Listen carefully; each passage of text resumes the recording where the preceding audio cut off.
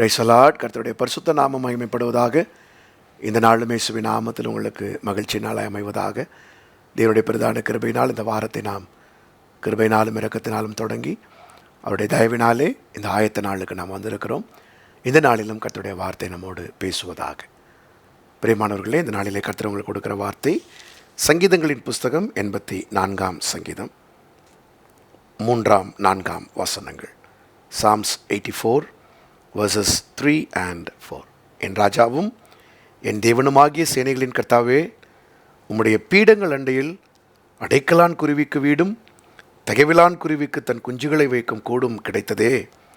உம்முடைய வீட்டில் வாசமாயிருக்கிறவர்கள் பாக்கியவான்கள், அவர்கள் எப்பொழுதும் உம்மை துதித்து கொண்டிருப்பார்கள்.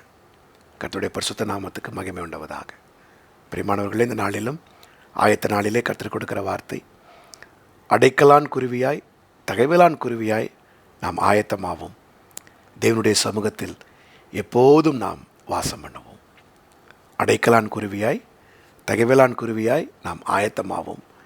தேவனுடைய ஆலயத்தில் தேவனுடைய சமூகத்தில் எப்போதும் நாம் தங்கியிருப்போம். கர்த்தருக்கு ஸ்தோத்திரம்.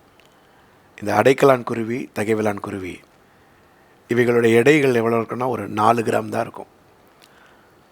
இந்த அடைக்கலான் குருவி ஒரு வலிமையான ஒரு பறவை கிடையாது. ஒரு கழுகை போல் இல்லை ஒரு காகத்தை போல் ஒரு பெரிய பறவை கிடையாது. ஒரு சின்ன பறவை. இது மனிதரால் மிகவும் அற்பமாய் பார்க்கப்படுவது. இதுக்கு ஒரு வேல்யூவே கிடையாது, மதிப்பு கிடையாது. இயேசு சொன்னார், இந்த அடைக்கலான் குருவி 1 காசுக்கு 2 கொடுப்பாங்க, 2 காசுக்கு 5 கொடுப்பாங்க. அப்போனா இந்த கருவேப்பிலை கொத்தமல்லி போல் இருக்கிற ஒரு பறவையை கொடுப்பாங்க. கொசுறு, மதிப்பே இல்லாதது. ஆனால் இதற்கு எங்கு மதிப்பு கொடுக்கப்படுகிறது? தேவனுடைய ஆலயத்தில் இதுக்கு வீடும் கூடும் இருக்குது.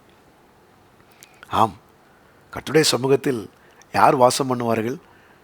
உலகத்தால் மதிக்கப்படாதவர்கள், உலகத்தால் வெறுக்கப்படுகிறவர்கள், உலகத்தில் அவர்களுக்கு விலையே இருக்காது. ஆனால் தேவ சமூகத்தில் அவர்களுக்கு விலை உண்டு.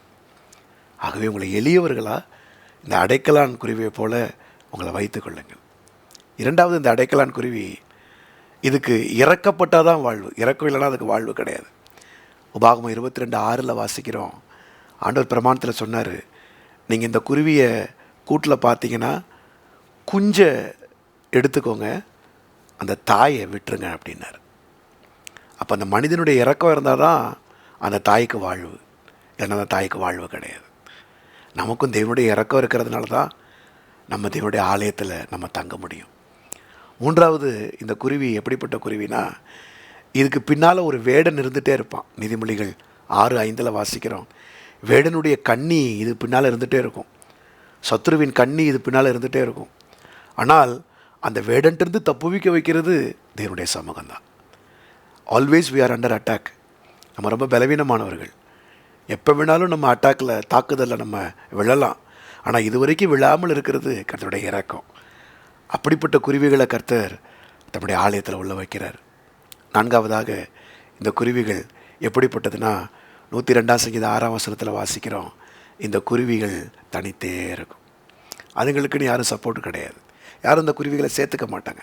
ஏன்னா இவைகளால் மற்ற குருவிகளுக்கு, பறவைகளுக்கு லாபம் கிடையாது.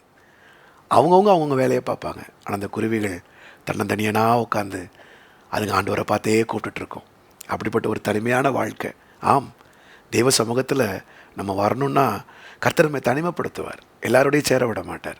நம்ம விரும்பி ஆண்டவரை ஏற்றுக்கொள்ளணுன்னா தனியாக கொண்டு வரும். ஒரு அண்ணாலை போல் பாருங்கள், இரவும் பகலும் 24 மணி நேரமும் உபவாசம், ஆராதனைன்னு அந்த ஒரு விதவை அம்மா யாருமே இல்லாமல் இருந்துச்சே. ஆனால் அந்த கண்கள் இயேசுவை கண்டதே, ஆலயத்தில் பார்த்துச்சே. அப்படிப்பட்ட ஒரு தனிமையை கர்த்தர் அதுக்கு கொடுத்தார். இது மாத்திரமல்ல, இந்த குருவிகள் எப்போதுமே மற்றவர்களை சார்ந்து இருக்கிறதுனால, அவன் தேவனையே சார்ந்திருக்கிறதுனால ஆண்டவர் என்ன செய்கிறாருன்னா, அந்த தேவாலயத்தில் யாரும் போகக்கூடாத இடத்துல இதுங்களுக்கு வீட்டையும் கூட்டையும் கொடுத்தார்.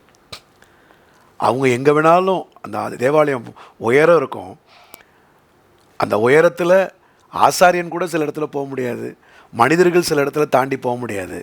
ஆனால் இந்த குருவிகள் அந்த இடத்துல கூடு கட்டி நிரந்தரமாக வாழும். நீங்களும் தகைவிலான் குருவியை போல், அடைக்கலான் குருவியை போல் நாளில் கேட்ட வார்த்தையின்படி உங்களை ஒப்பு கொடுத்து மதிப்பில்லாதவர்களாக இருக்கலாம், கர்த்தர் மதிப்பார். வேடனுடைய தாக்குதலுக்கு உட்பட்டவர்களாக இருக்கலாம், கர்த்தர் உங்களை காப்பாற்றுவார். தனிமையானவர்களாக இருக்கலாம், உங்களை தான் கர்த்தர் விரும்புகிறாரு, தேவாலயத்தில் வரணும்னு சொல்லி விரும்புகிறாரு. ஒரு நிம்மதியற்ற அலைந்து திரிகிற வாழ்க்கையாக இருக்கலாம். நீதிமொழிகள் 26:2 அதுங்க அலைஞ்சிட்டே தான் இருக்கும். ஏன்னா ஒரு மழை பெஞ்சா காற்றடிச்சா கூடு போயிடும்ல, அதனால் அலைஞ்சு அலைஞ்சு அலைஞ்சு அலைஞ்சு அதுங்க கூட்டை மாற்றிட்டே இருக்கும். ஒரு நிரந்தரமான வாழ்க்கைக்குள்ளே அதுங்களால் செல்ல முடியாது. ஒவ்வொரு நாளும் விசுவாச வாழ்க்கை தான். அப்படிப்பட்ட வாழ்க்கைக்குள்ளே தான் இந்த குருவிகள் இருக்குது. ஆனால் இதுகள் கூடும் வீடும் வைக்கிறதுக்கு ஆண்டவர் நம்முடைய சமூகத்தை வச்சுருக்கார். உங்களை அழைக்கிறார். கடைக்கலான் குருவியா, தகவலான் குருவியா, உள்ளே வாங்க. கர்த்தர் எப்போதும் துதித்து கொண்டிருக்கும்படி உடைய வீட்டில் வாசமாக இருக்கிறவர்கள் பாக்கியவான்கள். அவங்க எப்போதும் துதித்து கொண்டிருப்பார்கள். அதுக்குள்ளே வாங்க. புலோக வாழ்விலும் உங்களை குருவிகளாக வைத்து நடத்துவார். முடிவில் நித்திய ராஜ்யத்தில் நம்மை குருவிகளாகவே எளியவர்களாக சியோனிலே கர்த்தர் நம்மை வைப்பார்.